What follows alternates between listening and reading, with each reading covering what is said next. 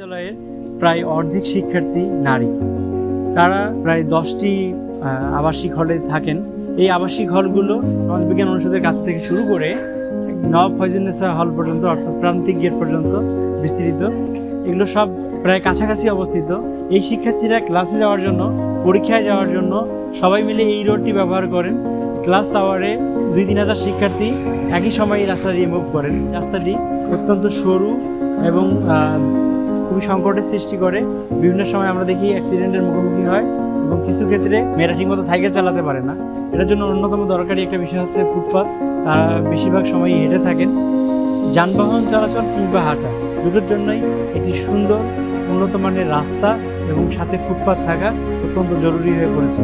কিন্তু বিশ্ববিদ্যালয়ের প্রশাসনের কাছে দাবি জানানোর প্রেক্ষিতে তারা শুধু রাস্তার সংস্কারই বা মেরামত করেছে, কিন্তু এর বেশি যে নতুন রাস্তা নির্মাণের কথা ফুটপাত সহ সেটিতে কোনো উল্লেখযোগ্য অগ্রগতি নাই। আমি আশা করছি যে বিশ্ববিদ্যালয়ের অর্ধেকই নারী শিক্ষার্থীদের কথা বিবেচনা করে বিশ্ববিদ্যালয়ের প্রশাসন অতি দ্রুত ফুটপাত সহ উন্নত মানের সড়ক নির্মাণ করবে।